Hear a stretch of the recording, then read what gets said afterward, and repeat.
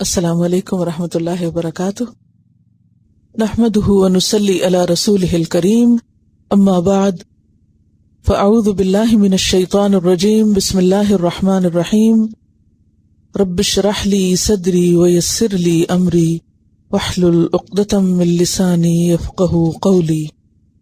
لقد کفر الذین قالوا، البتہ تحقیق کفر کیا ان لوگوں نے جنہوں نے کہا۔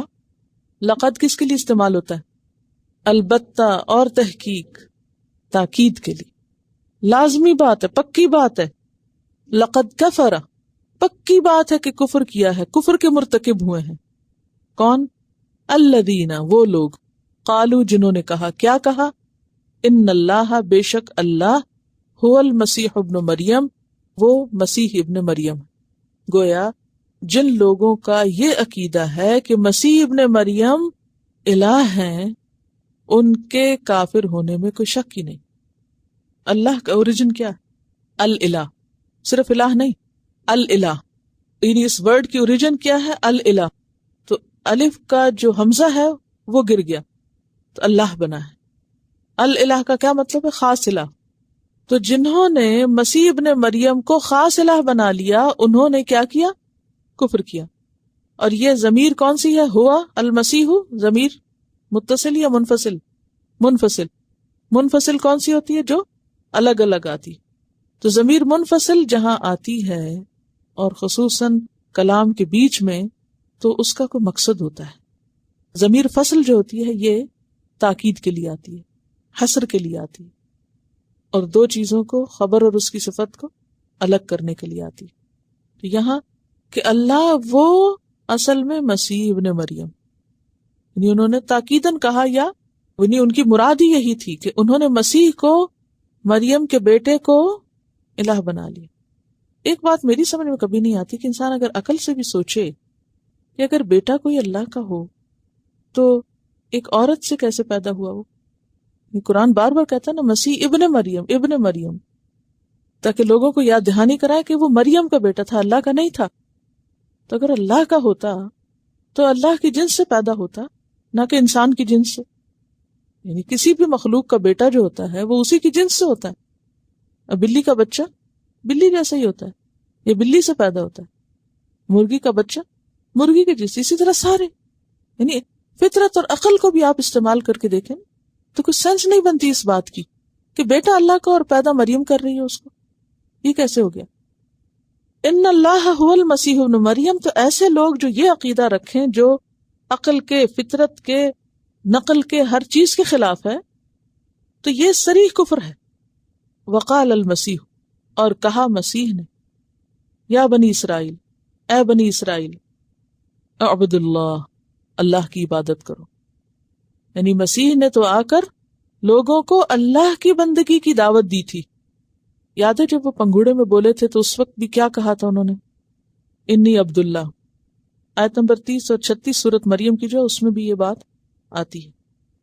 ربی و ربکم، وہ میرا رب بھی ہے اور تمہارا رب بھی ہے۔ اور رب کون ہوتا ہے؟ خالق، مالک، مدبر۔ تو ربوبیت کس کے لیے ہے؟ اللہ کے لیے، نہ کہ عیسیٰ کے لیے۔ عیسیٰ تو خود بندے ہیں، عیسیٰ علیہ السلام بھی اللہ کی عبادت کے لیے بنے اور انہوں نے اللہ کی عبادت خود بھی کی۔ اور عبادت کیا ہوتا ہے؟ الخضوع والتذلل۔ مطلب کیا خضوع کا؟ عاجزی اور فروتنی۔ فروتنی کیا ہوتا ہے؟ جھکانا خود کو، تن کو جھکانا۔ عاجزی اور انکساری، فروتنی۔ تو عبادت کا پھر مطلب کیا ہے؟ فروتنی اور عاجزی کیا سکھاتی ہے انسان کو؟ جھکنا، یہی معنی ہے نا، جھکنا سکھاتی ہے نا۔ اطاعت، تو اطاعت کیا ہے؟ ہر کام اللہ کی مرضی سے کرنا۔ عبادت کیا ہے؟ ہر کام اللہ کی مرضی کے مطابق کرنا۔ تو آپ کوئی بھی کام جب اللہ کی مرضی کے مطابق کریں گے، خواہ وہ دنیا کا کام ہی کیوں نہ ہو، وہ کیا بن جائے گا؟ عبادت بن جائے گا۔ کھانا پینا بھی عبادت، سونا بھی عبادت، نہانا بھی عبادت، وضو کرنا بھی عبادت، نماز پڑھنا بھی عبادت، بچوں کی تربیت کرنا بھی عبادت۔ یہ ساری چیزیں کیا بن جائیں گی؟ عبادت، کیونکہ وہ اللہ کے حکم کے مطابق ہیں۔ تو مسیح ابن مریم نے کیا کہا آ کر؟ کہ لوگوں اللہ کی عبادت کرو، جو میرا رب ہے اور تمہارا رب ہے۔ انہو، بے شک وہ من یشرک باللہ جو اللہ کے ساتھ کسی کو شریک ٹھہرائے گا فقد حرم اللہ علیہ الجنہ اللہ نے اس پہ جنت حرام کر دی.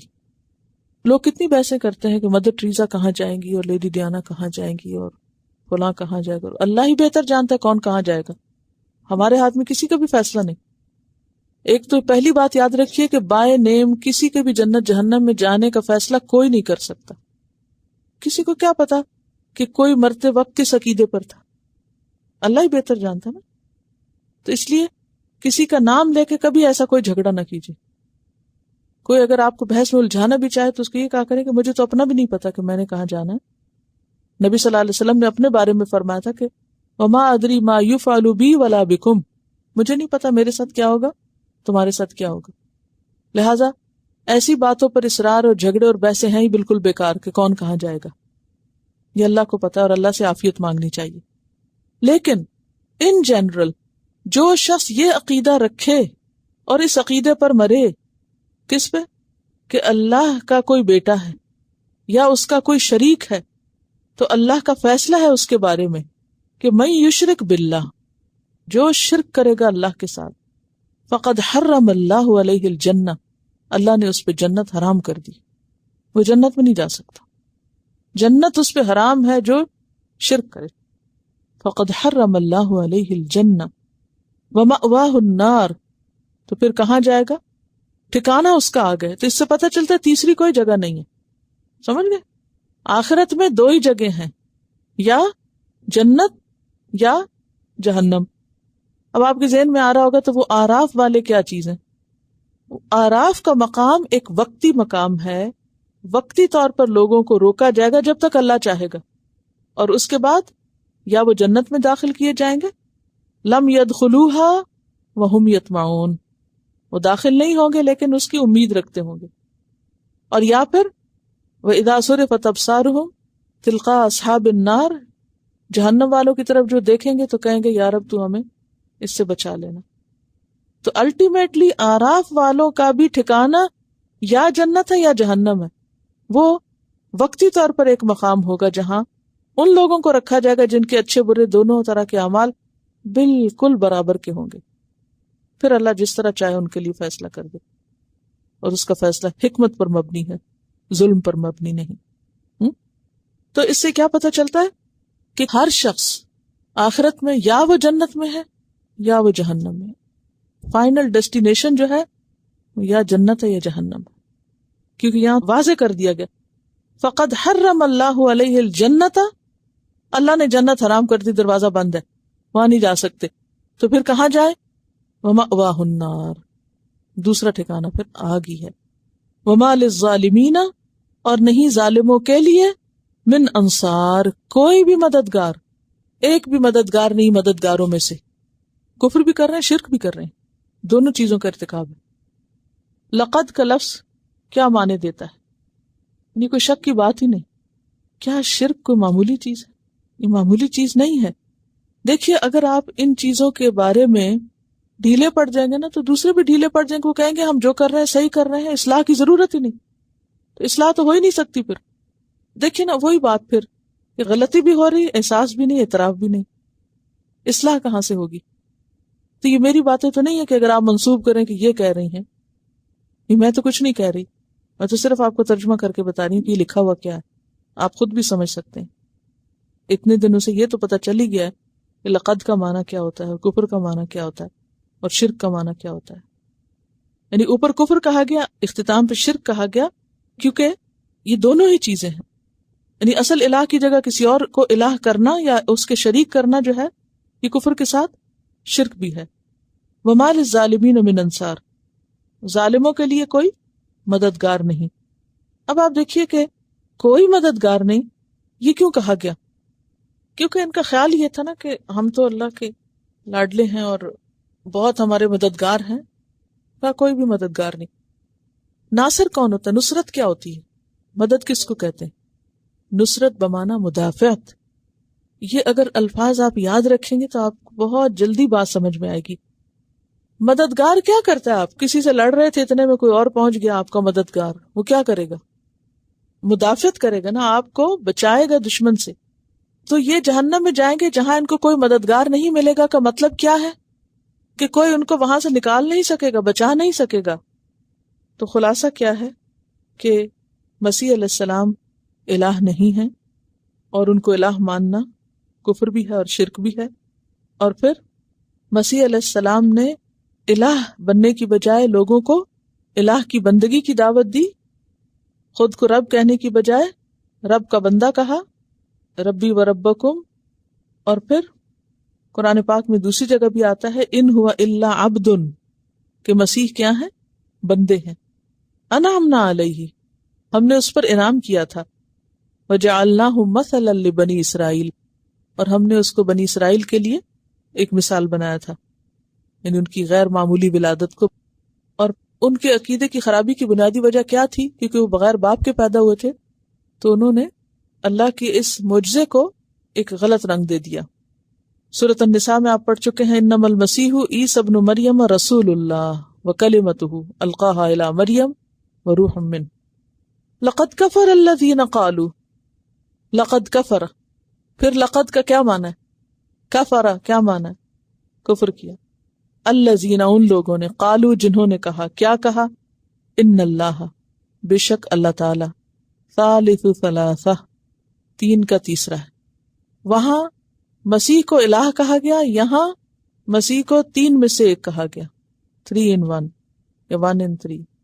یہ دوسرے گروہ کا عقیدہ، یعنی نصارہ میں بہت سے گروہ ہیں نا، تو ایک گروہ کا وہ عقیدہ ہے اور ایک گروہ کا یہ عقیدہ ہے کہ ثالث و ثلاثہ. اور اس ثلاثہ میں، اس ٹرائنگل میں بھی اختلاف ہے. بعض کہتے ہیں اللہ، مسیح اور مریم، اور بعض کہتے ہیں اللہ، مسیح اور روح القدس. وما من الہ الا الہ واحد، اور نہیں کوئی الہ مگر ایک الہ، نہیں کوئی الہ مگر ایک الہ. اور ایک الہ کی بات قرآن پاک میں بہت دفعہ آتی، بے شمار آیات ہیں اس پر. ذالک بأن اللہ هو الحق وان ما يدعون من دونه هو الباطل. اور اگر دو الہ ہوتے تو کیا ہوتا؟ زمین آسمان کا نظام بگڑ جاتا. تو اگر دو نہیں تو اس سے زیادہ بھی نہیں. وَإِن لَّمْ يَنْتَهُوا، اور اگر وہ باز نہ آئے، کس سے؟ ٹرینٹی سے، تثلیث سے، تین بنانے سے اور تین میں سے ایک کہنے سے. اما یقولون، اس سے جو وہ کہتے ہیں، الفاظ کفر. لَيَمَسَّنَّ الَّذِينَ، البتہ ضرور پہنچے گا ان لوگوں کو، چھو لے گا ان لوگوں کو، یعنی لَيُصِيبَنَّ مراد ہے، کفروا جنہوں نے کفر کیا، منہم ان میں سے، عذاب علیم دردناک عذاب، ان لوگوں کو دردناک عذاب پہنچے گا، یعنی قیامت کے دن اگر وہ اس چیز سے باز نہ آئے. تو کتنا ضروری ہے ان کو بتانا کہ یہ بات غلط ہے، کیونکہ یہ بات فطرت کے بھی خلاف ہے، عقل کے بھی خلاف ہے اور نقل کے بھی خلاف ہے کہ ایک الہ کی بجائے تین الہ ہوں، تین لوگ مل کے ایک کام کر رہے ہوں. فطرت کے خلاف کیسے؟ کہ جب انسان کو کوئی مشکل آتی ہے تو وہ سب کو بھول کے کس کو پکارتا ہے؟ ایک الہ کو. عقل بھی نہیں مانتی. اگر ایک بس کے 3 ڈرائیور ایک سیٹ پہ نہیں بیٹھ کے بس چلا سکتے، اور ایک کشتی کے لیے 3 ملاح بیک وقت نہیں کام کر سکتے، تو کائنات کا نظام، اور پھر وہ بھی انسانوں کی شکل میں، انسانوں میں سے کچھ انسان، عقل بھی نہیں مانتی. اور اسی طرح آسمانی کتب بھی اس کا انکار کرتی.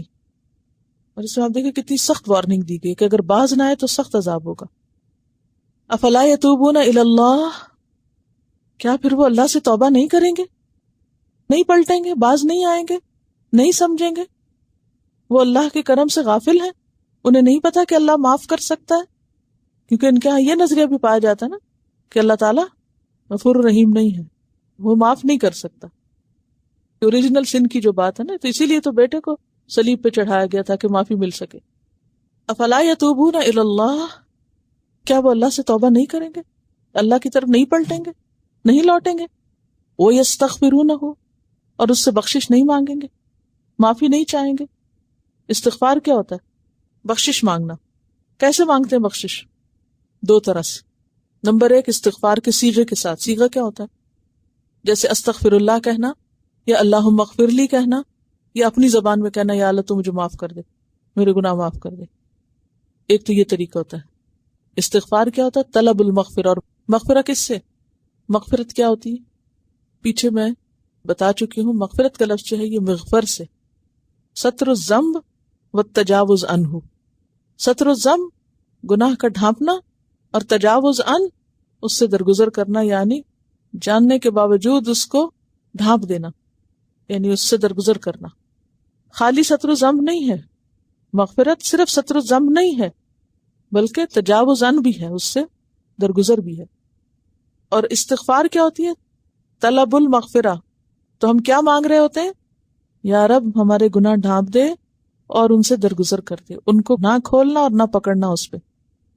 ربنا لا تؤاخذنا ان نسینا او اخطانا، یہ طلب المغفرہ ہی کی ایک قسم ہے. تو ایک تو یہ کہ صریحاً استغفار کے لفظوں کے ساتھ استغفار کی جائے، استغفر اللہ، اللہم اغفر لی، ربنا اغفر لنا ذنوبنا. اور دوسرے ایسے کلمات کے ذریعے جو مغفرت کا سبب بنے، ایسا ذکر جو مغفرت کا سبب بنے. مثلا ایک حدیث میں آتا نا کہ جو 100 دفعہ یہ کلمہ پڑھے سبحان اللہ و بحمدہ، تو اس کے لیے کیا ہوتا ہے کہ سمندر کی جھاگ کے برابر بھی اگر اس کے گناہ ہوں تو کیا ہوتا ہے؟ معاف ہو جاتے. اب یا تو آپ کیا پڑھیں؟ استغفر اللہ استغفر اللہ، یا اللہ کی تسبیح کریں. تو دونوں کا نتیجہ کیا ہوگا؟ گناہوں کی معافی ہوگی، استغفار ہوگی. ٹھیک ہے؟ کیا یہ اللہ کی طرف نہیں لوٹیں گے؟ کیا یہ استغفار نہیں کریں گے؟ گناہوں کی معافی نہیں چاہیں گے؟ کیا نہیں جانتے کہ واللہ غفور الرحیم؟ کیا ان کو نہیں پتا کہ اللہ غفور الرحیم ہے؟ اور اللہ غفور الرحیم ہے. سورۃ الانفال آیت 38 میں آتا ہے قل للذین کفروا، ان کافروں سے کہہ دیجئے ان ینتہوا، اگر یہ باز آ جائیں کس سے؟ اپنے کفر سے، یغفر لہم، تو کیا ہوگا؟ ان کو بخش دیا جائے گا، ان کو معاف کر دیا جائے گا. ما قد سلف، جو پہلے کر چکے. کتنا بھی بڑا کوئی جرم ہو، گناہ ہو، تو توبہ استغفار سے کیا ہوتا ہے؟ معافی مل جاتی. شرائط کیا ہے توبہ کی؟ نمبر 1، اصل میں یہ ہم سب کی ضرورت ہے، اس لیے ہمیں ٹپس پہ پتہ ہونا چاہیے. اگر پتہ نہیں تو ہم کریں گے کہاں سے؟ اخلاص. کیا مطلب اخلاص کا؟ صرف اللہ کے ڈر سے، یعنی جب احساس ہو جائے کہ غلطی کی ہے تو صرف اللہ کے ڈر سے معافی مانگے. کیوں؟ اگر کسی کو مجبور کرنے پر، جیسے کوئی کہتا نا اٹھو معافی مانگو فلاں سے، تو کسی کو مجبور کرنے پر نہ ہو. جیسے بچے غلطی کرتے ہیں تو کہتے ہیں چلو سوری کہو، تو اب ان کا دل تو کوئی نہیں ہوتا، تو وہ اوپر سے ماں اب کہہ رہی ہے تو چلو سوری، لیکن دل کوئی نہیں کہنے کو سوری. تو اسی طرح استغفار جو ہے وہ سچی سوری ہے، اخلاص اس میں شرط ہے، دل سے، یہ پہلی شرط ہے. اچھا بعض اوقات ہم استغفار پڑھ رہے ہوتے ہیں، تسبیح کر رہے ہیں، لیکن اس میں اخلاص وغیرہ کچھ نہیں ہوتا، نہ کوئی سوچ ہوتی ہے، چلے بیکار بیٹھنے سے تو بہتر ہی ہے، شاید کسی وقت کوئی اچھا بھی دل سے بھی نکل آئے. دوسری بات ہے ندامت، شرمندگی ہو. تیسری بات ہے گناہ کا چھوڑنا، گناہ کا چھوڑنا، یہ نہیں کہ آپ غیبت بھی کرتے جائیں اور ساتھ استغفار بھی کرتے جائیں. ٹھیک ہے. چوتھی بات ہے غلطی دوبارہ ریپیٹ نہ کرنے کا عزم، ارادہ. ٹھیک ہے. اور پھر یہ کہ توبہ کا جو وقت مقرر ہے اس کے اندر ہو. کیا وقت مقرر ہے توبہ کا؟ موت سے پہلے اور سورج کے مغرب سے نکلنے سے پہلے پہلے. تو افلا یتوبون الی اللہ، کیوں دیر کر رہے ہیں؟ توبہ کیوں نہیں کر لیتے؟ ویستغفرونہ، کیوں نہیں معافی مانگ لیتے؟ واللہ غفور الرحیم، اور اللہ غفور الرحیم ہے. مل مسیح ابن مریم، نہیں ہے مسیح ابن مریم، الا رسول، مگر ایک رسول. مسیح ابن مریم ایک رسول کے سوا کچھ نہیں. یہ کیوں کہا گیا؟ کیونکہ لوگ ان کو الہ مانتے یا اللہ کا بیٹا مانتے تھے، تو اس کی تردید کی جا رہی ہے کہ نہ تو وہ الہ ہیں اور نہ ہی الہ کے بیٹے ہیں. قد خلت، تحقیق گزر چکے، من قبل ہی، اس سے پہلے، الرسل، کئی رسول، تو وہ بھی ان رسولوں کی طرح ایک رسول ہیں. ان کا اصل مقام یہ ہے کہ وہ رسولوں کی مانند ہیں. وَأُمُّهُ، اور اس کی ماں، کس کی؟ مسیح کی. کون؟ مریم علیہ السلام. صدیقہ سچی عورت تھی. صدیقہ کا لفظ صدیق سے ہے اور صدیق کا روٹ صدق ہے. صاد دال قاف. صدق کس کو کہتے ہیں؟ سچے ہونے کو، سچائی، سچ. تو صدیق جو اپنی بات میں بھی سچا ہو، اپنے عمل میں سچا ہو اور سچائی کی تصدیق کرنے والا ہو. یعنی صدیق میں دو چیزیں پائی جاتی ہیں. نمبر 1 خود سچا ہو، نمبر 2 سچائی کی تصدیق کرے. تو حضرت مریم کے لیے صدیقہ کا لفظ کیوں استعمال ہوا؟ کیونکہ وہ اپنی سچائی کی وجہ سے معروف تھی، مشہور تھی. اور کسی انسان کے لیے ایمان کے بعد اخلاق میں سب سے بنیادی اور اہم صفت کیا ہے؟ سچائی. اس کا سچا ہونا، جھوٹ سے نفرت کرنے والا. اور صرف اپنی ذات میں سچا نہیں بلکہ اس کے ساتھ ساتھ سچ کو جب سامنے پائے تو اس کو مان بھی لے، اس کی تصدیق کرے.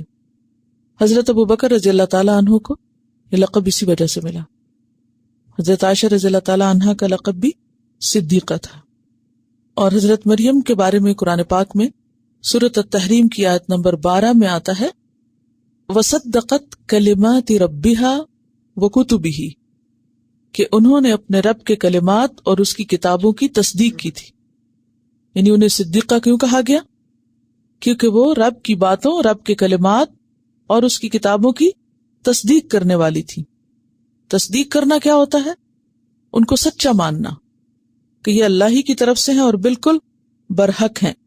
تو مریم علیہ السلام کے بارے میں حضور صلی اللہ علیہ وسلم سے بھی فضیلت ثابت ہے کہ مردوں میں تو کامل بہت سے ہوئے ہیں لیکن عورتوں میں 4، جن میں سے ایک حضرت مریم ہے. کانا، وہ دونوں تھے. دونوں کون؟ مسیح علیہ السلام اور ان کی والدہ. یأکلانی، وہ دونوں کھاتے. الطعام، کھانا، وہ دونوں کھانا کھاتے تھے. کھانا کھانا کس بات کی علامت ہے؟ انسان کی کمزوری کی، کیونکہ انسان کھائے بغیر رہ نہیں سکتا. تو یأکلان الطعام، انسان کے اندر بہت سی کمزوریاں ہیں لیکن اس کی سب سے بڑی کمزوری کھانا ہے، جس کے بغیر وہ زندہ نہیں رہ سکتا، جس کی وہ سب سے زیادہ فکر کرتا ہے، جس پر وہ اپنا سب سے زیادہ مال خرچ کرتا ہے. تو اس لیے ان دونوں کی یہاں کیا صفت بتائی گئی یا ضرورت کیا بتائی گئی کہ وہ دونوں کھانا کھاتے تھے، کیونکہ کھانا زندگی کی بقا کے لیے ضروری ہے. تو مراد یہ ہے کہ وہ الہ کیسے ہو سکتے ہیں یا الہ کا حصہ کیسے ہو سکتے ہیں جبکہ انہیں اپنے آپ کو زندہ رکھنے کے لیے کھانے کی ضرورت تھی. الہ کو تو کھانے کی ضرورت نہیں ہوتی، وہ کھاتا نہیں کھلاتا ہے، لیکن یہ دونوں تو کھانا کھاتے تھے. تو یہ ایک طرح سے دلیل دی جا رہی ہے اور ثابت کیا جا رہا ہے اور ان کے خلاف حجت پیش کی جا رہی ہے کہ تمہارا قول باطل ہے. اب دیکھیے یہاں آپ کو مختلف ایسے لوگوں سے راہ چلتے واسطہ پڑتا ہے کہ جو مسیح علیہ السلام کی الوہیت کے قائل ہیں یا ان کو اللہ کا بیٹا کہتے ہیں یا الہ کا جز سمجھتے ہیں. تو یہ تمام دلائل جو ہیں آپ کو زبانی یاد ہونے چاہیے اور یہ روزمرہ سمجھ میں آنے والی باتیں ہیں کہ واقعی دوسرے کے ذہن کو کھول سکتی. اور اگر کوئی سچا ہو اور سچائی کی تلاش میں ہو اور سچائی کی تصدیق کرنے والا ہو تو قرآن کا یہ بیان اس کے سمجھنے کے لیے کافی ہے. انظر، دیکھو، کیفا، کس طرح، نبین لہم الآیات، کہ ہم کھول کھول کے بیان کرتے ہیں ان کے لیے آیات، دلائل. یعنی حیرت انگیز چیز ہے، یہ حیرت انگیز طریقہ ہے جس پر اللہ تعالیٰ نے ان کے سامنے حق کو کھول کے بیان کیا ہے کہ کسی قسم کا کوئی شبہ باقی نہ رہے. کیفا کس کے لیے آتا ہے؟ کیفیت بیان کرنے کے لیے. یعنی دیکھو تو صحیح کہ کیا طریقہ ہے دلائل بیان کرنے کا. نبینوں کا کیا معنی ہوتا ہے؟ روشن کر دینا، واضح کر دینا، کھول کے رکھ دینا، وضاحت کر دینا. اور کھول کر بیان کرنے کے لیے دلائل چاہیے ہوتے ہیں. تو کس طرح ہم دلائل کے ساتھ بیان کر رہے ہیں، اور دلائل کیا ہیں؟ نمبر 1 قد خلت من قبلہ الرسل، اور نمبر 2 کانا یأکلان الطعام. الآیاتی، نشانیاں، احکامات، اور آیات دو طرح کی ہوتی ہیں، کونی اور شرعی. یعنی قرآن میں دلائل موجود ہیں، عقل میں، فطرت میں، کائنات میں دلائل موجود ہیں، سمجھنے والے سمجھ سکتے ہیں. ثم انظر، پھر دیکھو، یعنی تعجب کی بات، انا، کس طرح، کہاں سے، کیوں کر، یؤفکون، وہ پھیرے جاتے ہیں، یعنی حق سے پھیر دیے جاتے ہیں. یہ نہیں کہا کہ وہ پھر جاتے ہیں، یہ کہا وہ پھیر دیے جاتے ہیں. گویا پھیرنے والا کوئی اور ہے، اور وہ کون ہے؟ انسان کا دشمن شیطان. یعنی شیطان انسان کو حق سے پھیر دیتا ہے. تو وہ لوگ جو آیات کے سامنے آنے کے بعد، حق واضح ہونے کے بعد، علم آنے کے بعد پھر بات نہ مانے، تو اس کا مطلب یہ ہے کہ پھر وہ سچائی کی تلاش میں سچے نہیں، وہ سچ کو نہیں پانا چاہتے، وہ کچھ اور چاہتے، وہ خواہشات کی پیروی چاہتے، اور اس کے لیے انہیں اللہ کا راستہ نہیں، شیطان کا راستہ، اللہ کی آیات نہیں، شیطان کے وسوسے زیادہ اپیل کرتے ہیں. یؤفکون کا روٹ حمزہ، فا اور کاف ہے. افک اصل میں جھوٹ ہے نا، افک جھوٹ کو کہتے ہیں، یعنی جھوٹی باتیں، سوچ ان کی غلط، سوچ کی غلطی کے لیے آ رہا ہے. اور یہ جو دلیل دی ہے حضرت مسیح اور ان کی والدہ کی کہ دونوں کھانا کھاتے تھے، تو پچھلے پیغمبروں کی بھی یہ صفت قرآن پاک میں بیان ہوئی ہے. مثلاً سورۃ الفرقان کی آیت نمبر 20 میں آتا ہے، وَمَا أَرْسَلْنَا قَبْلَكَ مِنَ الْمُرْسَلِينَ إِلَّا أَنَّهُمْ لَيَأْكُلُونَ الطَّعَامَ، کہ آپ سے پہلے ہم نے جتنے بھی رسول بھیجے وہ سب کھانا کھاتے تھے. تمام رسول کھانا کھاتے تھے. تو قد خلت من قبلہ الرسل، جس طرح وہ تھے ویسے ہی مسیح ہیں، فرق کچھ نہیں بحیثیت رسول کے. سورۃ الانبیاء آیت نمبر 8 میں آتا ہے، وَمَا جَعَلْنَاهُمْ جَسَدًا لَا يَأْكُلُونَ الطَّعَامَ، کہ ہم نے انہیں ایسا جسم نہیں دیا کہ انہیں کھانے کی ضرورت نہ ہو، کہ وہ کھاتے نہ ہو. ان کو وہی جسم ملا ہے جو دوسرے انسانوں کو ملا ہے، اور دوسرے انسانوں کو جس طرح اپنی جسمانی طاقت کے لیے کھانے کی ضرورت ہوتی ہے، اسی طرح پیغمبروں کو بھی کھانے کی ضرورت رہتی ہے. اور یہ بات ثابت کرتی ہے کہ وہ انسان ہوتے ہیں، کیونکہ بہت سے لوگ، ہم مسلمانوں کے اندر بھی ایسے ہیں کہ جو پیغمبروں کو انسان ماننے پر راضی نہیں ہوتے. سورۃ الفرقان کی آیت 7 میں آتا ہے کہ اہل مکہ نے اعتراض کیا تھا آپ کی رسالت پر، وَقَالُوا مَا لِهَذَا الرَّسُولِ يَأْكُلُ الطَّعَامَ، وہ کہتے تھے یہ کیسا رسول ہے جو کھانا کھاتا، کیونکہ ان کے خیال میں رسول کو کھانے پینے کی ضرورت سے بالا ہونا چاہیے. تو بہرحال یہاں پر بہت زبردست طریقے سے دلیل کے ساتھ یہ واضح کیا گیا اور اس قول کی تردید کی گئی کہ مسیح علیہ السلام الہ ہیں یا الہ کے بیٹے ہیں. اور پھر یہاں ان کی اور ان کی والدہ کی خاص طور پر بات کیوں کی گئی؟ کیونکہ وہ اپنی ماں کے بیٹے ہیں، ماں کی طرف منسوب ہیں، کیونکہ اللہ کے بیٹے نہیں ہیں. اگر اللہ کے بیٹے ہوتے تو اللہ تعالیٰ تو کھانا نہیں کھاتا، پھر یہ بھی نہ کھاتے. کیونکہ یہ مریم کے بیٹے ہیں تو مریم بھی کھانا کھاتی ہیں اور یہ بھی کھاتے ہیں. تو یعنی یہ انسان ہے اور انسان ہی کے بیٹے، تو نہ الہ ہیں اور نہ الہ کے بیٹے. تو مکمل تردید کی جا رہی. قل کہہ دیجئے، اتعبدون من دون اللہ، کیا تم عبادت کرتے ہو اللہ کے سوا؟ کل کس کو خطاب ہے؟ محمد صلی اللہ علیہ وسلم کو.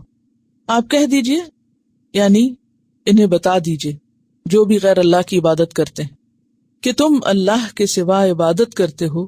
کس کی؟ اس کی، ما لا، جو نہیں، یملکو، مالک ہوتا، لکم، تمہارے لیے، ضررن، کسی نقصان کا، ولا نفعن، اور نہ کسی نفع کا. کہ تم ایسوں کی عبادت کر رہے ہو جو تمہارے نفع نقصان کے مالک ہی نہیں، تو تمہیں فائدہ کیا ہوگا؟ آخر کس لیے تم ان کی عبادت کرتے ہو؟ کس لیے ان کے آگے جھکتے ہو؟ ان سے کیوں دعائیں مانگتے ہو جبکہ وہ تمہیں کچھ دے ہی نہیں سکتے؟ آپ دیکھیں کہ جب آپ کبھی فون کرتے ہیں کسی کو تو فون کرنے کا مقصد کیا ہوتا ہے؟ آپ کو کوئی کام ہوتا ہے، کوئی بات ہوتی ہے، کال کرتے ہیں آپ. اگر وہ شخص وہاں موجود ہو تو وہ کیا کرتا ہے؟ فون اٹھا لیتا ہے. اس کا مطلب ہے کہ آپ کی پکار سنی گئی. اور اگر وہ نہ ہو تو پھر کیا بولتا ہے؟ Answering machine. آنسرنگ مشین کیا کہتی ہے؟ The person you are calling is not available. ٹھیک ہے نا؟ Not available. تو پھر یک طرفہ طور پر آپ بولتے ہیں، ایسے ہی ہوتا ہے، دوسری طرف سے جواب نہیں آتا، بہت برا لگتا ہے۔ اب آپ دیکھیں کہ وہ لوگ جو اللہ کو چھوڑ کے اوروں کو پکارتے ہیں، کال کرتے ہیں، ڈائل کرتے ہیں، دوسری طرف کوئی الہ نہیں، تو کیا ہوا ان کے لیے؟ وہاں سے کیا جواب آئے گا؟ وہاں تو آنسرنگ مشین بھی کوئی نہیں، کوئی بھی جواب دینے والا نہیں، تو کوئی جواب آئے گا ہی نہیں، کوئی کال ریٹرن نہیں کرے گا، یعنی گاڈ جس کو تم پکار رہے ہو ناٹ اویلیبل، ہے ہی نہیں وہاں، تو سنی کیا جائے گی تمہاری؟ کون سنے گا؟ کیا فائدہ ہوگا؟ اور خاص طور پر ایسے لوگ جو کال ریٹرن نہ کریں، یعنی بعض اوقات تو یہ ہوتا ہے نا کہ لوگ کال ریٹرن کر دیتے ہیں اور کچھ لوگ تو کال ریٹرن بھی نہیں کرتے، تو ایسے میں آپ کو کیا محسوس ہوتا ہے جب آپ کال کریں اور کریں اور کریں اور ریٹرن نہ کی جائے آپ کی کال؟ کتنے خوش ہوتے ہیں آپ ان سے؟ غصہ آتا ہے، دوبارہ فون ہی نہیں کرتے۔ کتنے عقل مند ہیں آپ، دوبارہ نہیں فون کرتے ایسے لوگوں کو۔ لیکن یہ کس قدر ناسمجھ لوگ ہیں کہ وہاں کال کر رہے ہیں، وہاں ڈائل کر رہے ہیں، جہاں سے جواب ہی نہیں آنا، جہاں سے کال ریٹرن ہی نہیں ہونی، اب کیے چلے جا رہے ہیں۔ تو یہاں اسی طرح ان کو سمجھایا جا رہا ہے، اتعبدون من دون اللہ ما لا یملک لکم ضرا ولا نفع، کس کو پکار رہے ہو؟ تعبدون کا یہاں معنی دعا بھی ہے، کہ کیا تم پکارتے ہو اللہ کے سوا ان کو جو تمہارے نفع نقصان کے مالک ہی نہیں، یا ان کے آگے جھک رہے ہو اگر باقی عبادت کے معنوں میں لیا جائے، نماز وغیرہ۔ واللہ هو السمیع العلیم، اور اللہ وہ سننے والا ہے، العلیم جاننے والا ہے ہر چیز کا، اور سمع میں سننا اور جواب دینا دونوں ہے، کہ وہ سنتا بھی ہے اور جواب بھی دیتا ہے، لیکن تم جن کو پکارتے ہو نہ وہ سنتے ہیں نہ وہ جواب دیتے ہیں۔ وہ جیسے قرآن پاک کی ایک آیت میں آتا ہے نا کہ وَيَدُونَ مِن دُونِ اللَّهِ مَا لَا يَسْتَجِيبُ لَهُ إِلَى يَوْمِ الْقِيَامَةِ، وہ ان کو پکار رہے ہیں جو ان کو قیامت کے دن تک بھی جواب نہیں دیں گے، ان کی کال ریٹرن نہیں ہوگی قیامت تک بھی، تو پھر کیا حاصل؟ تو سمجھانے کا مقصود یہ ہے کہ تم مسیح کو الہ مان کر اس کے سامنے فریادیں رکھتے ہو، اس کو پکارتے ہو اپنی مشکل میں، جیسے ہمارے یہاں بعض مسلمان اہل قبور کو پکارتے ہیں، یا پھر نبی صلی اللہ علیہ وسلم کو پکارتے ہیں، یا حضرت علی کو پکارتے ہیں، یا اوروں کو، یا وہ عبد القادر جیلانی کو پکارتے ہیں، امداد کن امداد کن۔ تو ایسے سب لوگ کس کو پکار رہے ہیں کہ جو پکار سن بھی نہیں سکتے اور جواب بھی نہیں دے سکتے، مدد کو پہنچ بھی نہیں سکتے، کیونکہ صرف اللہ ہی ایسا الہ ہے کہ جو سنتا بھی ہے اور جانتا بھی ہے اور جواب بھی دیتا ہے۔ اور اگر آپ سمجھتے ہیں کہ کوئی اور بھی اس طرح سنتا ہے اور جواب دیتا ہے اور مدد کرتا ہے، تو یہ پھر دراصل اللہ کی صفات میں شریک کرنا ہے، اور اللہ کی ذات میں یا صفات میں شریک کرنا ہی تو شرک ہے۔ پھر فرمایا قل یا اہل الکتاب، آپ کہہ دیجئے اے اہل کتاب، لا تغلو فی دینکم، لا تغلو، غلو کیا پیچھے پڑھا چکی ہوں، حد سے بڑھنا، تجاوزن الحد، حد سے بڑھنا، حد سے نہ بڑھو، کہاں؟ فی دینکم، اپنے دین میں، اے اہل کتاب اپنے دین میں حد سے نہ بڑھو، اور دین سے مراد یہاں عبادت ہے، یعنی اپنی عبادت میں تم حد سے نہ بڑھو، غیر الحق، ناحق، اور غلوب تو سارا ہی ناحق ہے، لیکن یہاں خاص طور پر تاکید کے لیے کہا جا رہا ہے، یعنی اپنے دین میں افراط و تفریط نہ کرو، اپنے باطل دین پر مت رہو۔ حق کا اپوزٹ کیا ہے؟ باطل۔ ولا تتبعوا، اور نہ تم پیروی کرو، اتباع کس کو کہتے؟ قدم بقدم کسی کے پیچھے چلنا، نہ پیروی کرو اہواء، خواہشات کی۔ اہواء کس کی جمع ہے؟ ہوا کی۔ اور ہوا کیا ہوتی؟ وہ تو لفظی معنی نا، اوپر سے نیچے کرنا۔ خواہش نفس جو شریعت کے مخالف ہو، جو اللہ کی شریعت کے مخالف ہو، ایسی خواہش نفس سے منع کیا گیا۔ کچھ خواہشات تو ایسی ہوتی ہیں نا کہ جو شریعت کے خلاف نہیں، یعنی جو شریعت کی مخالفت نہیں کر رہی، لیکن ایسی خواہشات کی پیروی سے منع کیا گیا ہے جو انسان کو شریعت کی مخالفت پر ابھاریں یا اللہ کے دین سے دور لے جائیں، یا اللہ کے دین کے مقابل ہوں جو۔ تو وَلَا تَتَّبِعُوا أَهْوَاءَ قَوْمٍ، نہ تم پیروی کرو ایسی قوم کی خواہشات کی، قَدْ دَلُّوا، جو بھٹک گئے، من قبل، اس سے پہلے، وَأَضَلُّوا، اور انہوں نے بھٹکایا، کثیراً، بہت سو کو، خود بھی بھٹکے اوروں کو بھی بھٹکایا۔ کثیراً کون ہے؟ لوگ، بہت سے لوگ۔ وَضَلُّوا، اور وہ بھٹک گئے، عن سواء السبیل، سیدھے راستے سے، درست راستے سے۔ سوا کس کو کہتے؟ برابر، اعتدال والا، معتدل راستے سے، یعنی مصلحین کے برعکس مفسدین بن گئے۔ پیچھے بھی آیت پڑھ چکے ہیں آپ کہ اہل کتاب کو غلو سے روکا گیا۔ اہل کتاب کا غلو کیا تھا؟ ان کے عقیدے میں کیا غلو تھا؟ اہل کتاب سے مراد کون ہے؟ یہود اور نصارہ۔ یہود کا غلو کیا تھا؟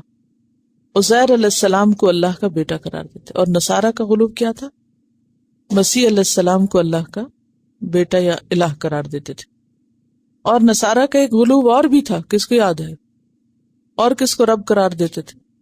حضرت مریم کو بھی، اور روح القدس اور احبار اور رہبان کو بھی انہوں نے اپنا رب بنا رکھا تھا، جس کے بارے میں عدی بن حاتم نے کہا تھا کہ ہم ان کو رب تو نہیں مانتے۔ فرمایا کیا جو وہ حرام کو حلال کرتے ہیں تمہارے لیے، تم اس کو مانتے نہیں؟ کہا ایسا تو ہم کرتے ہیں۔ کہا یہی تو رب بنانا ہے۔ تو نصارہ کے ہاں غلو کی کئی قسمیں تھی۔ تو یہاں خطاب اگرچہ عمومی ہے، لیکن خاص طور پر مراد یہاں کون ہے؟ نصارہ۔ عام زبان میں غلو کیا ہوتا ہے؟ کسی بھی چیز میں زیادتی، یعنی حد سے بڑھنا، یہ غلو ہوتا ہے۔ اور دنیاوی معاملات میں بھی غلو ٹھیک نہیں، لیکن یہاں غلو سے مراد دینی معاملات میں حد سے بڑھنا، حد پر نہ رہنا، حدیں پار کرنا ہے۔ مثلاً آپ دیکھیے، دین کا پہلا شعار ہے طہارت، پاک صاف رہنا۔ اب اگر کوئی شخص وضو کر رہا ہو اور پانی بہاتا جائے اور بہاتا جائے اور آدھا گھنٹہ لگا دے اور وضو کرتا رہے اور واش روم سے باہر نہ نکلے، نہانے لگے تو گھنٹہ لگا دے، یہ کیا ہے؟ یہ دین میں غلو ہے نا۔ ایسا شخص کیا سمجھتا میں ابھی پاک نہیں ہوا، وہ ایک وہم کا شکار ہوتا ہے، یعنی کہ طہارت میں مذکورہ حد سے بڑھ جاتا ہے۔ نبی صلی اللہ علیہ وسلم کتنے پانی میں وضو کر لیتے تھے؟ جتنا ایک مگہ ہوتا ہے نا، ایک مگ پانی۔ ہم لوگوں کا وضو کتنے میں ہوتا ہے؟ بالٹی بھر پانی میں، شاید اس سے بھی زیادہ اگر آپ اس کو ناپے تو، بلا ضرورت۔ بعض لوگ تو دانت صاف کرتے ہیں اور پانی کھول چھوڑتے ہیں اور پیسٹ کرتے رہتے اور کھلا رہتا ہے، 10 منٹ کریں برشنگ تو وہ پانی کھلا ہے کھلا ہے۔ خیر وہ تو ایک اسراف ہے۔ کسی بھی چیز کا ضرورت سے زائد استعمال کرنا یہ دوسروں کا حق مارنا ہے، یہ ماحول خراب کرنا ہے، یعنی پورا جو ماحول ہے اس پلانٹ کا، اس کے ساتھ بھی جاتی ہے۔ لیکن ایک یہ ہے کہ دین کے نام پہ ایسا کرنا، یہ اور بھی برا ہے، کیونکہ اس میں ساتھ دین کی بدنامی بھی ہوتی۔ تو وضو میں غلو کیا ہے؟ زیادہ پانی استعمال کرنا اور بار بار کرتے چلے جانا۔ اسی طرح نماز میں غلو کیا ہے؟ مثلا ساری رات نماز پڑھنا۔ روزے میں غلو کیا ہے؟ کبھی روزہ چھوڑنا ہی نہیں۔ بعض لوگ روزہ کھل بھی جاتا ہے تو نہیں کھولتے کہ اچھا ہمیں ذرا اور ثواب مل جائے، تو وہ ثواب نہیں ہوتا بلکہ الٹا اجر کم ہونے لگتا ہے۔ اسی طرح اور بتائیے اور غلو کیا ہے؟ دین میں غلو رسول اللہ صلی اللہ علیہ وسلم کو اور صحابہ کرام کو اور ان کے بعد دین کے رستے کی طرف بلانے والے مختلف لوگوں کو، جیسے علماء کرام ہیں یا مبلغین ہیں، ان کو ان کی حد سے بڑھا دینا۔ دیکھیے معصوم تو صرف نبی ہوتے ہیں نا، جن سے کوئی غلطی نہیں ہوتی۔ اس کے بعد صحابہ کرام براہ راست حضور صلی اللہ علیہ وسلم کی تربیت میں تھی، کہیں کمی بیشی ہوئی آپ نے ان کو سمجھا دیا، سارے صحابہ عدول تھے۔ لیکن ان کے بعد جتنے بھی بزرگان دین یا نیک لوگ یا دین کے عالم گزرے ہیں، وہ سب کیا تھے؟ انسان تھے نا۔ چاہے امام بخاری ہوں، چاہے امام ابو حنیفہ ہوں، چاہے کوئی بھی اور امام ہوں، وہ سب کیا تھے؟ انسان تھے۔ ہم سب ان کی بہت رسپیکٹ کرتے ہیں، لیکن یہ یاد رکھیں کہ وہ سب انسان تھے۔ اور اسی طرح آج کے دور میں بھی اگر کوئی دین کی تعلیم دے رہا ہے تو وہ کیا ہے؟ انسان ہے۔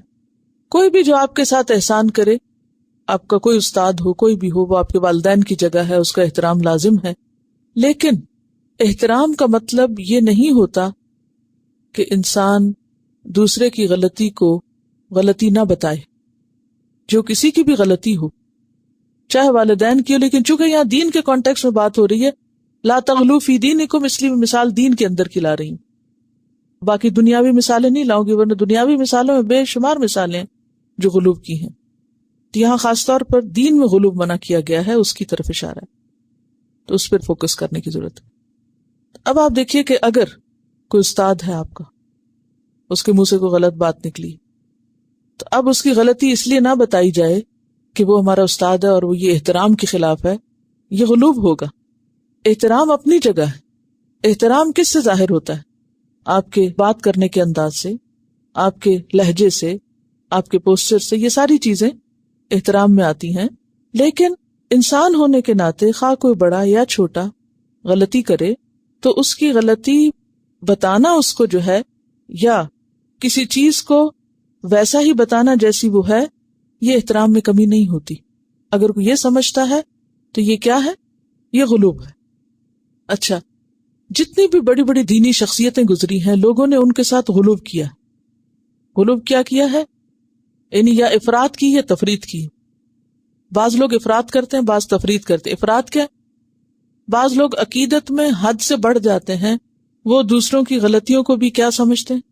ان کی بھی تعویل کر کے ان کو بھی جسٹیفائی کرنے لگتے ہیں، یہ درست نہیں۔ بعض لوگ تفریط کرتے ہیں۔ تفریط کیا؟ حق میں کمی کرتے ہیں، وہ کہتے ہیں یہ شخصیت پرستی ہے۔ مثلا جہاں سلام کرنے کا موقع کو سلام نہیں کریں گے، اگر ملاقات کا موقع کو ملاقات نہیں کریں گے، وہ ہم اس لیے نہیں مل رہے تھے کیونکہ ہم نے سوچا کہیں شخصیت پرستی نہ ہو جائے، یہ تفریط ہے، یہ حق میں کمی ہے۔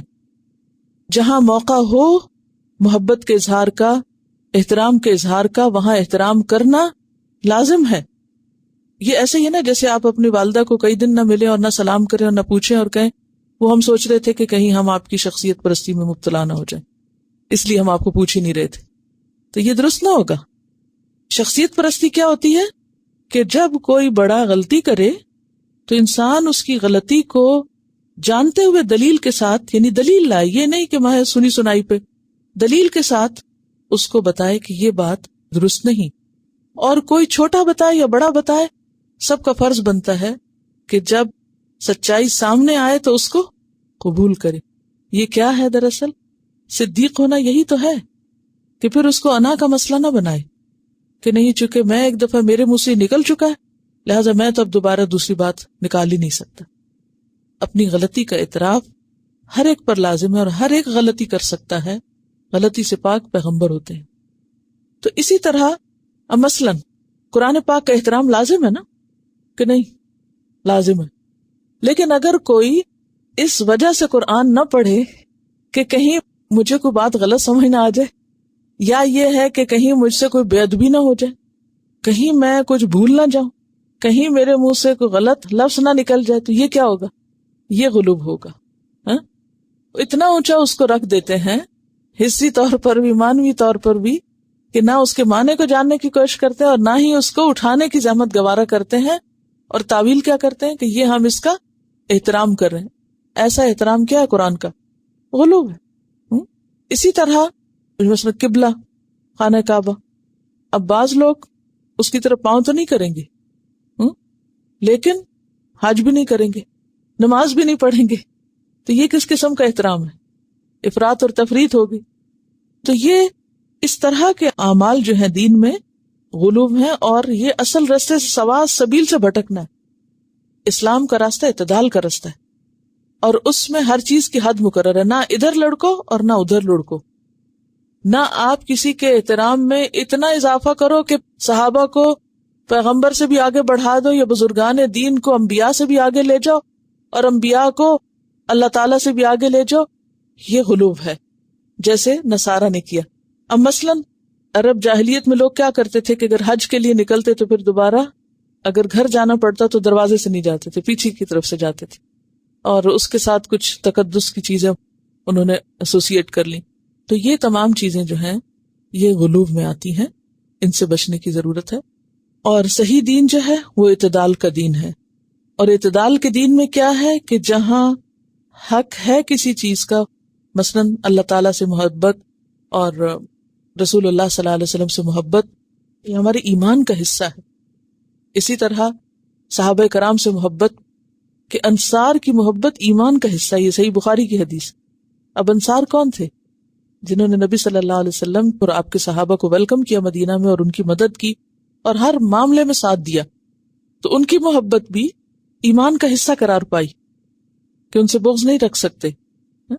اسی طرح کوئی بھی شخص جو دین کی مدد کر رہا ہو، دین کی خدمت کر رہا ہو، دین کے رستے پر چل رہا ہو یا لوگوں کو بلا رہا ہو، تو اس کی مدد کرنا، اس سے محبت رکھنا، یہ بھی اسی میں شامل ہو جائے گا. لیکن اگر انسان ان سب چیزوں کی حد سے بڑھ جاتا ہے تو یہ غلو کہلاتا ہے. اصل میں غلو جو ہے نا وہ دینی جذبے سے شروع ہوتا ہے، اور شیطان کا کام کیا ہے کہ انسان کے لیے اس کے غلط کاموں کو خوشنما بنا دے. کچھ چیزیں تو ایسی ہوتی ہیں نا جن کی غلطی انسان کو نظر آنے لگتی ہے اور فوراً اس سے وہ ہٹ جاتا ہے. لیکن جب انسان دینی جذبے سے کوئی غلط کام کر رہا ہو اور حد سے بڑا ہوا کام کرے تو اس کی غلطی بتانا مشکل بھی ہے اور اس کا ماننا بھی مشکل ہے اور اس کا چھوڑنا بھی مشکل ہو جاتا ہے. تو یہاں کہا گیا کہ اے اہل کتاب اور خصوصاً نصارہ، تم اپنے دین میں غلو نہ کرو ناحق طور پر، اور پھر ولا تتبعوا اہواء قوم، اور نہ تم پیروی کرو ایسی قوم کی خواہشات کی، قد دلوا جو خود بھٹک چکے تھے. بھٹکے ہوئے لوگوں کی پیروی نہ کرو، اور وہ بھٹکے ان سے پہلے یعنی نصارہ سے پہلے. وَأَضَلُّوا كَثِيرًا، اور انہوں نے بہت سے لوگوں کو بھٹکا بھی دیا. وَضَلُّوا عَنْ سَوَاءِ السَّبِيلِ، اور وہ سیدھے رستے سے بھٹکے ہوئے تھے. اب دیکھیے کہ حضرت عیسیٰ علیہ السلام نے کبھی بھی لوگوں سے یہ نہیں کہا تھا کہ لوگوں میں نعوذ باللہ خدا کا بیٹا ہوں یا کوئی غیر معمولی چیز ہوں. وہ اپنے آپ کو اللہ کے بندے سمجھتے اور لوگوں کو بھی انہوں نے اللہ کی عبادت کی طرف بلایا، اور ان کے جو ماننے والے تھے وہ بھی ان کو انسان سمجھتے تھے اور اللہ کا رسول سمجھتے تھے. عیسیٰ علیہ السلام کی ابتدائی تعلیم یہی تھی، اور ابتدا میں یہ لوگ بالکل صحیح عقیدے پر قائم تھے. آپ کے اوپر آسمان کی طرف اٹھائے جانے کے بعد بھی یہ سلسلہ جاری رہا. لیکن جب آپ کے پیروکاروں نے دین کی تبلیغ شروع کی اور فلسطین سے نکل کر یہ دین دوسرے علاقوں میں داخل ہوا یعنی تبلیغ کے ذریعے، تو پھر اس کو سابقہ پڑا مصر اور یونان کے فلسفوں سے. یعنی مسیح علیہ السلام کے پیروکار جب شام کے علاقے سے نکلے، شام کا علاقہ یعنی فلسطین مراد ہے، وہاں سے نکل کر جب مصر کی طرف گئے اور یونان کی طرف گئے تو وہاں کے جو لوکل لوگ تھے، وہاں آپ کو معلوم ہے کہ یونانی فلسفہ مشہور ہے. یعنی فلسفے کی بنیاد کہاں پڑی تھی؟ یونان میں. ارسطو وغیرہ یہ سب کہاں سے تھے؟ یونان کے تھے. تو وہاں کے لوگوں نے مسیحیت قبول کی، یعنی ان کا دین قبول کیا. اب کیا ہوا کہ ان کے جو اپنے افکار تھے وہ انہوں نے اس دین میں داخل کر دی. بالکل ایسے ہی جیسے مسلمان جس علاقے میں گئے تو وہاں کے جو لوکل رسم و رواج یا کلچر تھا وہ اسلام کا حصہ بن گیا. آج بہت سی چیزیں جو کلچر سے تعلق رکھتی ہیں وہ مسلمانوں کے اختیار کرنے کی وجہ سے بظاہر اسلام نظر آتی. اب آپ دیکھیے کہ شادی بیاہ کی بہت سی رسمیں ہندوانہ رسمیں ہیں، لیکن ان کو مسلمان کرتے ہیں تو عموماً جب غیر مسلم ایسے مسلمانوں کو سامنے لاتے ہیں اور ان کی رسموں اور طور طریقوں کو، تو وہ کیا کہہ کے پیش کرتے ہیں کہ یہ شاید اسلامی رسم ہے، حالانکہ وہ اسلامی نہیں ہے، وہ کلچر ہوتا ہے. تو کلچر اور اسلام کو الگ الگ دیکھنے اور سامنے رکھنے کی ضرورت ہے. بہرحال اب ہوا یہ کہ جب یونانی اور مصری لوگ مسیحی ہوئے تو ان کے جو افکار تھے وہ بھی ان کے ہاں شامل ہو گئے. اب یہ ہے کہ کچھ ایسا بھی ہوا کہ ایک وقت آیا کہ جس میں یہ جو فلسفیانہ افکار تھے ان کو فکر کی دنیا میں ایک غالب حیثیت حاصل ہونے لگی. جیسے آج کے دور میں الحاد کو ایک غالب فکری حیثیت حاصل ہے. یہ بات سمجھ رہے ہیں؟ الحاد کیا ہوتا ہے؟ ایتھیزم. تو یہ ایک فلسفہ ہے نا، ایک نظریہ ہے. تو آج کی دنیا میں سب سے غالب کا کیا مطلب ہے؟ سپریمیسی کس کی قائم ہے؟ جتنے بھی ادیان ہیں کیا ان میں سے کوئی دین نہیں؟ بلکہ مسیحیت کے ماننے والوں کی اکثریت بھی کس فلسفے سے متاثر ہو گئی؟ اس دور جدید کے جو تھنکرز تھے یا فلاسفرز تھے ان کے فلسفوں سے متاثر ہو گئی. تو بالکل اسی طرح اس دور میں بھی دوسری اقوام کے فلسفوں سے یہ لوگ متاثر ہوئے.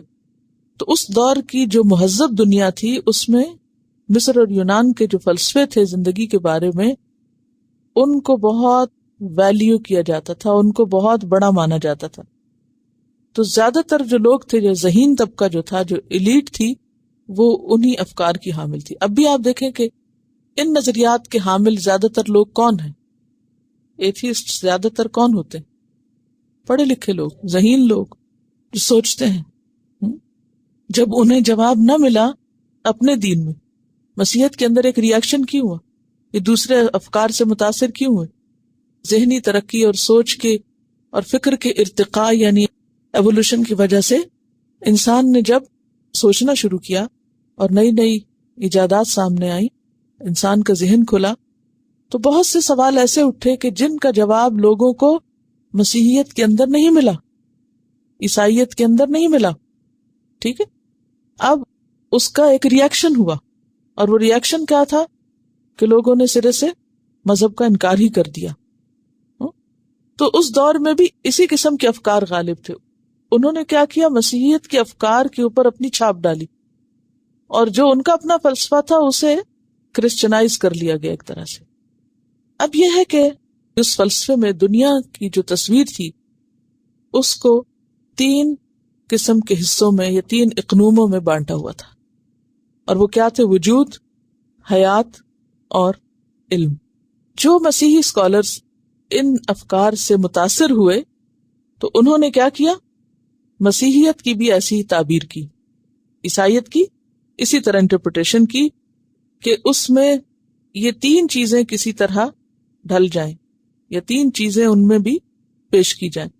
اور انہوں نے کیا کیا کہ وجود کو باپ، حیات کو بیٹا اور علم کو روح القدس سے تعبیر کیا، اور یہاں سے پھر تثلیث یا ٹرینٹی جو تھی ان کے ہاں داخل ہوئی.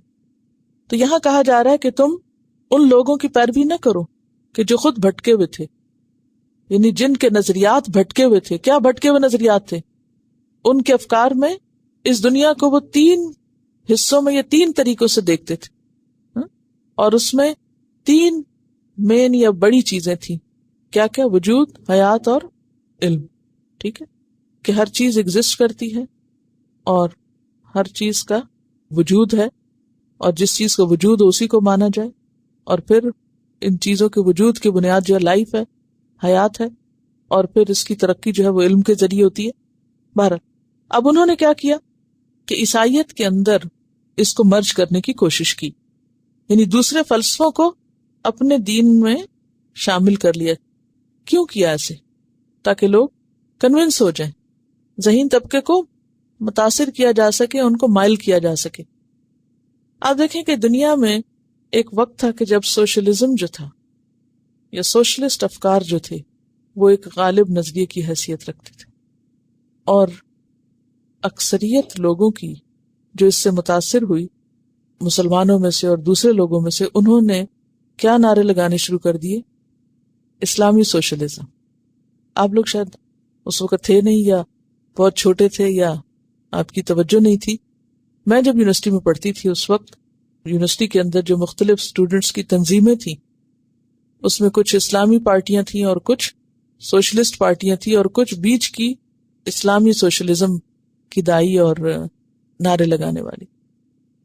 پھر کیا ہوا؟ قرآن کا مطالعہ اسی روشنی میں ہونے لگا، اور سوشلزم کے افکار کو ترویج دینے کے لیے یا ان کو ایکسپٹ کرنے کے لیے بہت سی آیات کی جو تفسیر کی گئی وہ اسی ڈھنگ پر کی گئی کہ جس سے اس نظریے کو تقویت دی جا سکے. اور مختلف ادوار میں مختلف ایسی کوششیں ہوتی رہیں کہ دنیا میں جو نظریہ فیشن بن گیا یا چھا گیا اس کو اسلامائز کر لیا جائے. اب آپ دیکھیں کہ موجودہ دور تحقیق اور ریسرچ کا دور ہے. اب ہو کیا رہا ہے؟ ہر وہ تحقیق یا ریسرچ جو سامنے آتی ہے لوگ ایک مصنوعی کوشش کرتے ہیں کیا کرنے کی؟ اس کو اسلامائز کرنے، اس کو اسلام اور سائنس کا نام دے کر ہر چیز کو قرآن سے ثابت کرنے کی کوشش کرتے ہیں. اور یہ کچھ پتہ نہیں کہ کل وہ نظریہ بدل جائے تو پھر. تو ایسے موقع پر کوئی بھی چیز جو آپ کو بظاہر نظر آتی ہو اپنی ظاہریت کے اعتبار سے کہ ہاں یہ قرآن میں بھی یہی کہا گیا ہے یا قرآن میں بھی یہ ملتا ہے، تو اس کو ایک حد تک ہی لیں. بہت سے لوگوں کا حال یہ ہوتا ہے کہ وہ قرآن کو سائنس سے ثابت کرنے لگتے ہیں. بعض سائنس کو قرآن سے ثابت کرتے ہیں اور بعض قرآن کو سائنس سے. دیکھیے قرآن کو اپنے ثبوت اور وجود کے لیے کسی سائنس کی ضرورت نہیں. اگر کوئی چیز ایسی نظر آتی ہے تو ٹھیک ہے، اسے بہت ہائی لائٹ کرنے کی اور بہت اس سے متاثر ہونے کی ضرورت نہیں. ٹھیک ہے، بہت اچھا یہ ہے، ہاں ٹھیک ہے، لیکن ان بیساکھیوں کے بغیر قرآن کو جاننا اور سمجھنا زیادہ بہتر ہے اور زیادہ فائدہ مند ہے. تو یہاں پر کیا کہا گیا کہ تم دوسرے اقوام کے فلسفے مت اختیار کرو. ذرا پڑھیے اس آیت کو، وَلَا تَتَّبِعُوا، اور نہ تم پیروی کرو، احوا، خواہشات، یعنی وہ خیالات جو شریعت سے ٹکراتے ہیں، قومن، کسی بھی قوم کے. اگرچہ خاص کانٹیکسٹ میں آیت ہے لیکن ہمارے لیے بھی یہی حکم ہے کہ کسی بھی قوم کے، یعنی انسانی نظریات، انسانی جو تھنکنگ ہے، یہ انسانی تھاٹ ہے، ہیومن تھاٹ جس کو کہتے ہیں، جو ہیومن تھاٹ ہے اس کو بنیاد مت بناؤ اپنی شریعت کی، ان کی پیروی نہ کرو، اس کو اسلامائز کرنے کی کوشش نہ کرو، یہ اسلام کو اس سانچے میں ڈھالنے کی کوشش نہ کرو. اسلام اپنا ایک الگ وجود رکھتا ہے. اللہ کی شریعت بذات خود ایک ومن احسن من اللہ حکمن، اللہ سے بڑھ کے کسی کے بھی فیصلے اچھے نہیں، اور کسی کا بھی حکم اور کسی کی بھی تعلیم اس کے مقابل نہیں. کوئی چیز اس کے موافق ہے تو ٹھیک ہے، مخالف ہے تو بھی. مثلا اگر سائنس کا کوئی نظریہ قرآن کے مخالف ہوگا تو کیا کریں گے؟ قرآن کو مانیں گے، آپ کے ایمان کا تقاضا ہے. اگر ایک آیت کا بھی انکار آپ اس لیے کر رہے ہیں، میں اس آیت کو نہیں مان سکتی، اس پر ایمان لانا میرے لیے مشکل ہے کیونکہ یہ فلاں اور فلاں جو نظریہ ہے یا اصول ہے اس سے ٹکراتی ہے، تو ایمان چلا جائے گا. ہمیں کوئی چیز سمجھ آئے یا نہ آئے، پوری طرح اس کتاب کو 100% ماننا ہے. یہ ایمان کا تقاضا ہے. اگر اس کو 0.5% بھی آپ نے چھوڑ دیا تو بھی کیا ہوگا؟ ایمان ناقص ہو جائے گا، ایمان کم ہو جائے گا. کیوں؟ اس لیے کہ انسانوں کی سوچ، تجربات اور مشاہدات میں مسلسل تبدیلی ہوتی رہتی ہے. کوئی بھی چیز فائنل ٹروتھ نہیں ہے، الٹیمیٹ ٹروتھ نہیں ہے، تو اس کو آپ بنیاد نہیں بنا سکتے. فرمایا کہ ایسے قوم کے افکار مت اختیار کرو جو خود بھٹکے ہوئے ہیں، من قبل، اس سے پہلے، وَأَضَلُّوا كَثِيرًا، اور انہوں نے بہت سے انسانوں کو بھٹکایا. اب دیکھیں کہ موجودہ دور کا جو مادیت کا فلسفہ ہے، اس کی بنیاد بھی کیا ہے؟ اس کی بھی جڑیں اور اصول کہاں سے جا کے ملتے ہیں؟ رومنز اور گریکس، انہی خیالات سے. ان کی اصل بھی وہیں جاتی ہے، روٹس وہیں جاتے ہیں. کسی بھی علم کی آپ ذرا کتاب اٹھا کے دیکھیے، جب اس علم کی ڈیفینیشن آپ پڑھیں گے تو روٹس کہاں جا کے لگے؟ ٹرمینالوجی لیٹن میں ہوتی ہے، اور پھر کہیں نہ کہیں انہی کے اقوال آپ کو ملیں گے کہ ارسطاٹل نے یہ کہا، پلوٹو نے یہ کہا، فلاں نے یہ کہا. یعنی کسی بھی معاشرتی علوم کو اگر آپ دیکھیں تو اصل آپ کو وہیں جا کے ملے گی. تو بحیثیت مسلمان کے، یعنی ایک مسلمان کا جو نظریہ ہے وہ کسی بھی چیز کو انسانی افکار کی نظر سے نہیں دیکھتا. وہ انسانی افکار کو پڑھتا ضرور ہے، لیکن اگر انسانی افکار کیا ہوتا ہے؟ فکر کی جمع، انسانی سوچ کہیں بھی شریعت سے ٹکراتی ہے تو اس کے لیے کوئی چوائس نہیں اس کے سوا کہ وہ شریعت کو لے، کیونکہ اللہ کا حکم اٹل ہے، جو خالق کائنات ہے، جو ماضی، حال اور مستقبل کو جانتا ہے، اور انسانوں کی سوچیں ان کے تجربات اور مشاہدات پر مبنی ہے جو غلط بھی ہو سکتی ہیں. تو ان افکار نے بہت سے انسانوں کو بھٹکا دیا. وَضَلُّوا عَنْ سَوَاءِ السَّبِيلِ، اور وہ خود بھی اصل رستے سے، اعتدال کی راہ سے بھٹک گئے. اور پھر آپ دیکھیں کہ جتنے بھی فلسفے ہیں اور جتنے بھی منطق ہیں، ان سب کے پیچھے کیا ہے؟ بحث مباحث. نبی صلی اللہ علیہ وسلم نے 3 بار فرمایا، ہلک المتنطعون، ہلاک ہو گئے بال کی کھال اتارنے والے، یعنی کسی بھی چیز کے اندر ایسی مین میخ نکالنے والے اور محض الفاظ کی ایکسرسائز کرنے والے کہ جس کا کوئی نتیجہ نہ نکلے. ایسا طریقہ سوچ جو ہے وہ اسلامی لحاظ سے قبول نہیں کیا جائے گا یا ریکمینڈڈ نہیں ہے. تو غیر دین کو یا دین کے علاوہ کسی چیز کو دین بنا لینا، کسی بھی فکر یا نظریے کو اسلامائز کر لینا درست طریقہ کار نہیں. اسلام ایک الگ اینٹیٹی ہے. معتدل اسلام اور متشدد اسلام کی ٹرمینالوجی اسلامی ٹرمینالوجی نہیں، اسلام اسلام ہے، وہ ہمیشہ سے ہی معتدل رہا ہے، سوا سبیل ہے وہ۔ اصل میں قصور کس کا ہوتا ہے، کمی کہاں ہوتی؟ ہماری سمجھ میں، کیونکہ ہم تکلیف نہیں کرتے اس کو گہرائی میں سمجھنے کی اور جاننے کی۔ کسی بھی حکم کو، کسی بھی چیز کو اگر آپ ظاہر سے دیکھیں تو وہ اور نظر آتی، آپ اندر جائیں تو کچھ اور نظر آئے گی، یہ ہے یا نہیں؟ تو اگر آپ اللہ کی شریعت کو صرف ظاہراً ظاہراً دیکھ رہے ہیں تو ہو سکتا ہے بہت سی چیزیں آپ کو کنٹرڈکٹ کرتی نظر آئیں اور ان کی حکمت آپ کو سمجھ میں نہ آئے۔ پیچھے آپ پڑھ چکے ہیں افلا یتدبرون القرآن ولو کان من عند غیر اللہ لوجدوا فیہ اختلافا کثیرا، کیا یہ قرآن میں تدبر نہیں کریں گے؟ اگر یہ اللہ کے سوا کسی اور کی طرف سے ہوتا تو اس میں بہت سے اختلاف پاتے۔ تو مراد یہ کہ جو بظاہر اگر آیات کنٹرڈکٹ کرتی نظر بھی آتی ہیں کہیں تو کنٹرڈکشن نہیں ہے، تضاد نہیں ہے، وہ تمہارے فہم کی کمی اور قصور ہے، تم نے گہرائی سے نہیں چیز کو دیکھا۔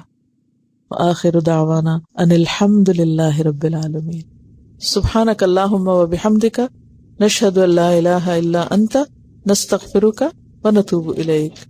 السلام علیکم ورحمۃ اللہ وبرکاتہ۔